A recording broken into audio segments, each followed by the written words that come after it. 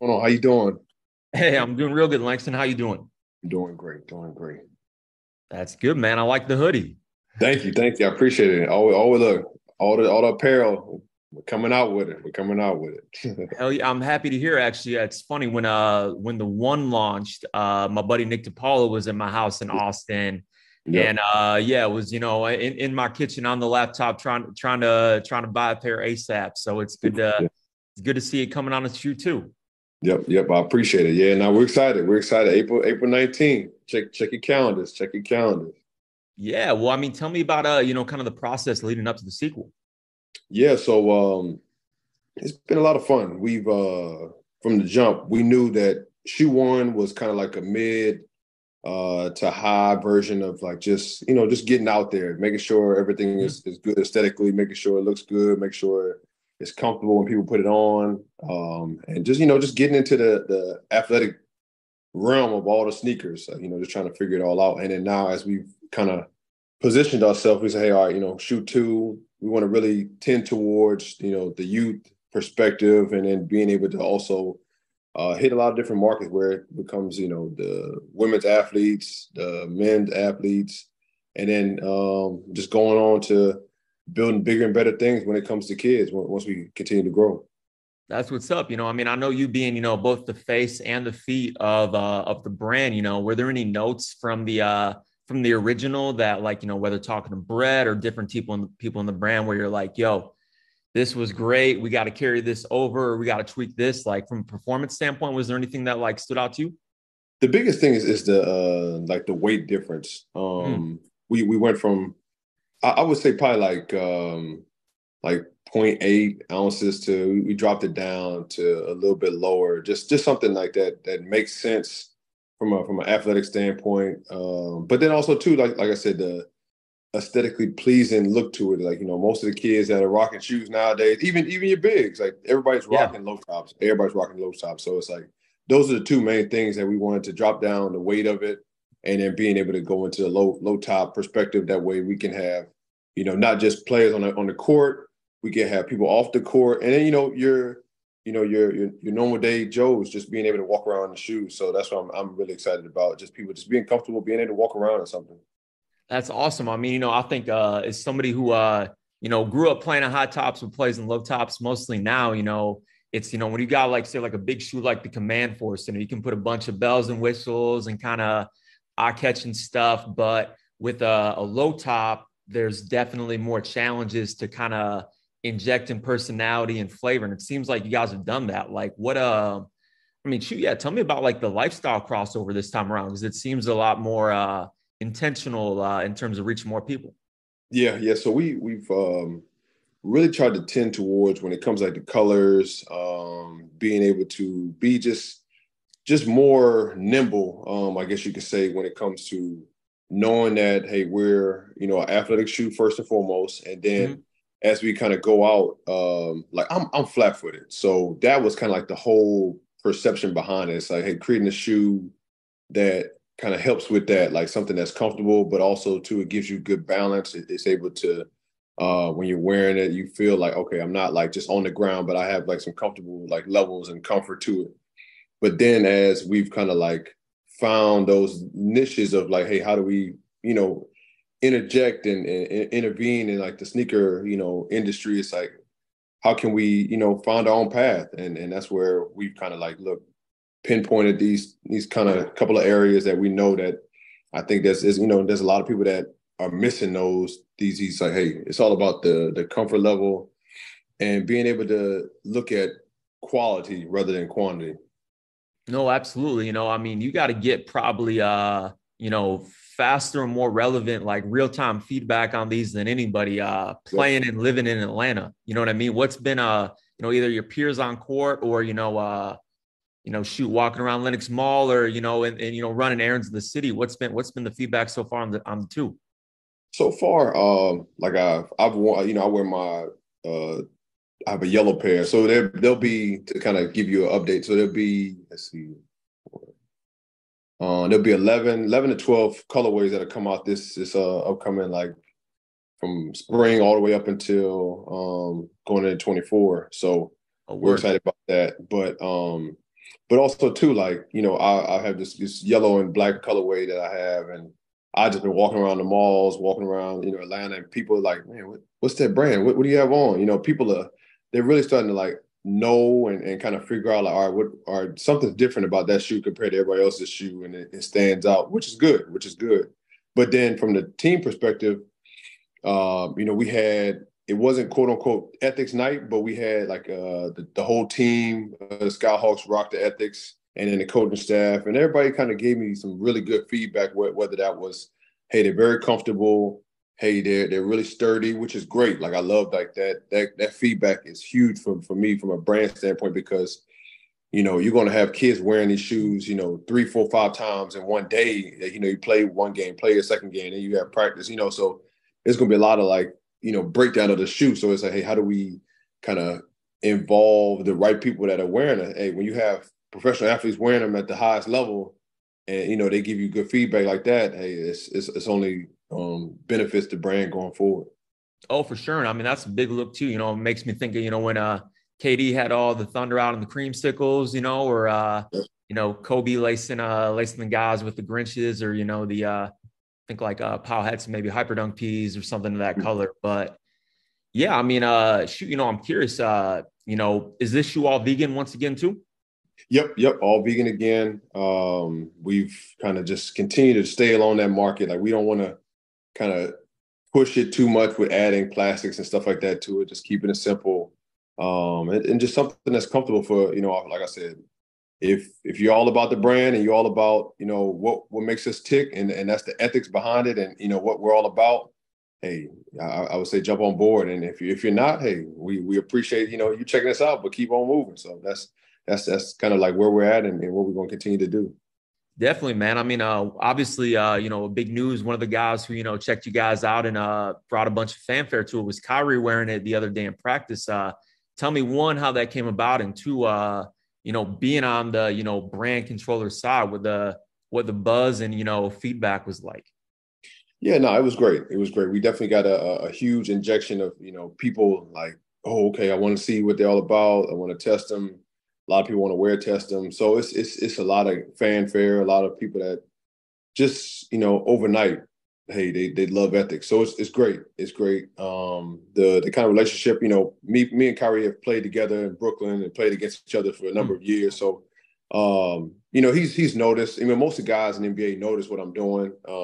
Most guys have contracts, so they really, they're not obligated to really go into the deeper levels of it. But for the most part, he just a great, conversation we had one night, and it just, next it landed on his doorstep. So hey, he rocked it. That was much love to him. I appreciate it, and I look forward to seeing what we can do going forward.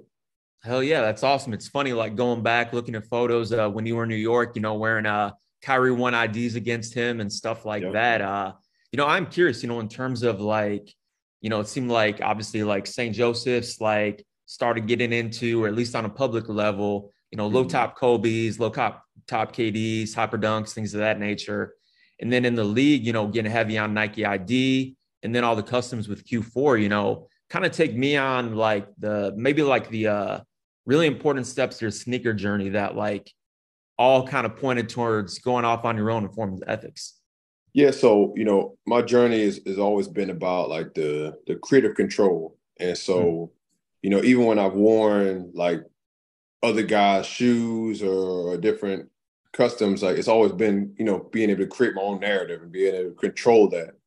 And so, with, from the beginning all the way to this point, it's like, I've just enjoyed the journey of being able to like put out what drives me, what motivates me, what is able to pinpoint of like, hey, look, this is what I'm all about. It's not just, I'm just wearing a new shoe and putting out a new shoe, but it's like, you have most of the customs were like, hey, I'm a 90s kid. Like then it's like, then it goes into the story of like, and you'll pick it up as we go into shoe 2. We have a couple of different collabs that we're working on that'll make some sense when I get into it. But it's just exciting to see like what all we're doing and how it connects back to me, but then also to our fans, like everybody that has supported, has showed love. Like everything is connected, and so that's what I'm really excited about. Just moving forward, seeing what we continue to do, and like I said, the creative control it's bar none like my funnest project of all time. Like I love like basketball is always going to be number one, but then this is like 1B. So it's like they both kind of run parallel, and so being able to see both of like my babies just continue to grow, continue to get better, and it's like, hey, it's like the beginning of 1B, and then 1A is it's on the tracks, and it's getting better like fine wine. So it's great. It's great. It's a beautiful time right now. No, I'm into that. And yeah, it's cool when both passions feed each other. I'm curious, being Boardroom, obviously, like outlet with like a lot of, like business lens on stuff, whether it was becoming, a professional in basketball or, becoming an entrepreneur and starting your own brands, in each space, would have been maybe some of the like best lessons or takeaways that have come in each journey? I'd probably say it kind of goes hand in hand where you look at like sacrifice. Sacrifice is a huge point of my like career. It's like, hey, how much you want to sacrifice to get out what you want? And I think it's the same thing. My wife, she kind of brought that up to me at the beginning when we first started. It was like, you can go out and search for people to do your specific job, or like, hey, look, you can say, hey, I want to pay you X amount of dollars to do this for me. But it's like, hey, why not go and do it yourself and figure it all out and learn what this means, like, or what this, how does this translate to, a shoe, or how does this translate to what you're doing? So I think that's where it's been so fun to see like everything I've put into, this basket, and then, it's kind of overflowing, which is great because that means, hey, look, now I got to get a whole new basket and let it just keep going. So just to see that continue to flourish, and seeing all the dedication and hard work that I put into it, it's like it's really coming to tuition. So the sacrifice is a huge standpoint in with both brands. That's sweet. I mean, like, what's that kind of look like as a day to day? Because I think that being a pro basketball player, and definitely correct me if I'm wrong, is an interesting job because, like, on one hand, like every meal, every recovery time, every, X amount of shots and shoot around, like everything is like measured to the dial and stuff like that. But on the flip side, there's obviously a lot of free time between like recovery sessions, practice games, like, kind of how have you, used ethics as a way to, I mean, really just stay busy around the clock? Yeah, no, it's it's a full-time job now, because I have multiple positions. Like I'm not just the CEO of the company. At some points I have to like intertwine with my wife because she's a COO, and it's like, all right, let me see how she's operating this, and then how do I step into like operations and selling shoes because then she's over there operating that, and then how do I move over and break it down where we have to talk about social media, and so it's like all the different pieces that have to go into ethics.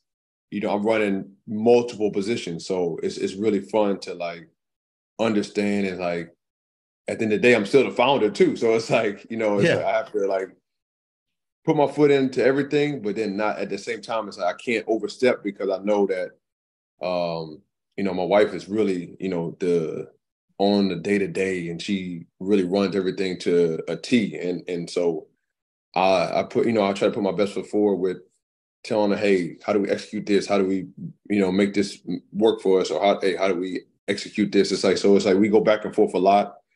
And, once I, practice or shoot around or whatever the case may be, my day, it literally just gets started. So it's like, you have those calls before practice, and I have calls after practice, and I have time to, I have to figure out, all right, how do we ship this or change this, or how do we, maneuver this to make it work or make it make sense. So it's a full day, but I enjoy that because, I went to school for sports marketing and communication. So I understand that side of things. And it's never been perfect. I don't want to say, the road has been straight and narrow. Just like my career, my career hasn't been straight and narrow. It's been ups and downs and twists and turns. So that's why I really enjoy, like, this is just another challenge, another like, just, hey, let's throw the ball up and see where we can take it from there.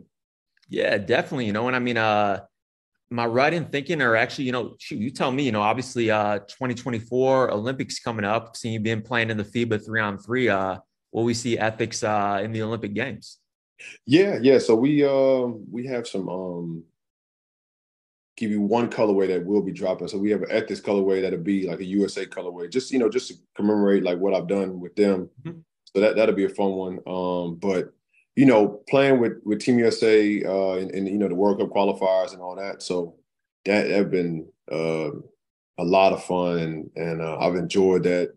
On the FIBA basketball scale, playing against international players, like it's nothing like it, and it's nothing like representing your country, front your chest. So I'm just excited about like the guys that I think going from 23 to 24, seeing the kind of momentum that we've kind of picked up and how we continue to just carry that on to 24. I'm excited. I'm excited. We have and I call them ethics underdog ambassadors. I don't say brand ambassadors. I call them underdog ambassadors. So that's kind of like, hey, where we're headed, and then we're just going to continue to keep the ball rolling, because we have a lot of stuff in store, and like I said, Shoot 2 is going to be the first like wave of things, April 19th, and then we're going to go from there. That's awesome. Yeah, and I gotta imagine too that that low top look with a little less weight's got to be great for the 3-on-3 game. It's a faster pace than I think most people would imagine, just covering all that court, and also what they do with the kind of quick inbounds and stuff like that. But yeah, man, just to close it out. So like you said, shoot, mid-month, the shoe's coming out.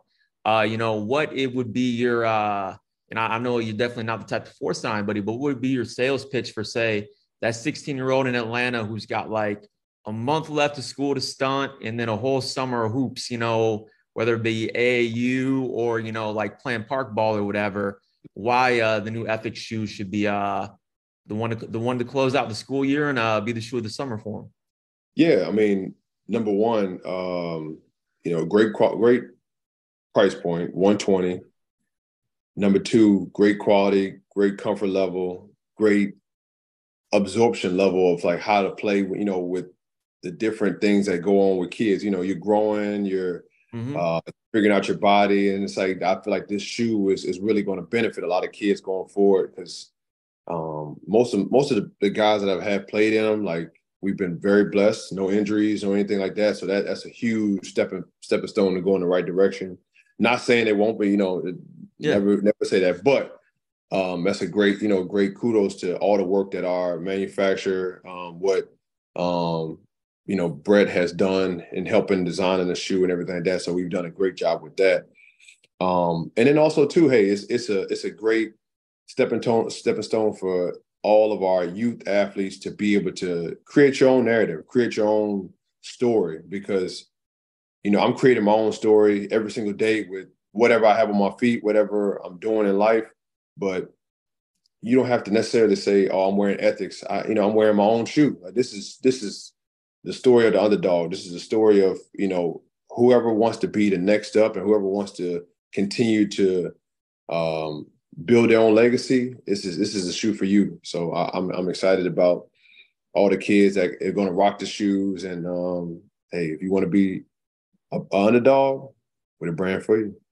That's perfect. I love it. Well, shoot. Thank you so much, man. I appreciate the time. Good to finally meet. And yeah, we can definitely have this run right around the launch of the shoe. So there's some good energy leading up. And if y'all need anything from me, between now and the launch day, just let me know. Happy to help.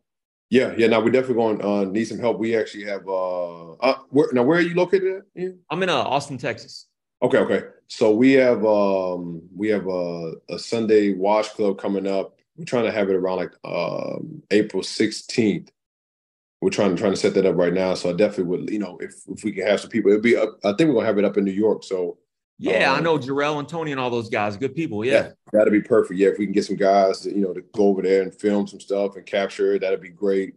And then also too, like we have a ton of other things that we're going to be doing throughout the summertime. So I'll definitely be in touch, and look forward to creating a relationship and going from there. Yeah, appreciate it, man. Well, yeah, thank you again. And yeah, man, looking forward to it. Perfect. Ian, appreciate it. Later. Hey, you Thanks, too. Ian. Care, Thanks, man. LG. Ian, I'll Hey, send you the once it's all right, ready. y'all take care. Peace. All right. Thanks.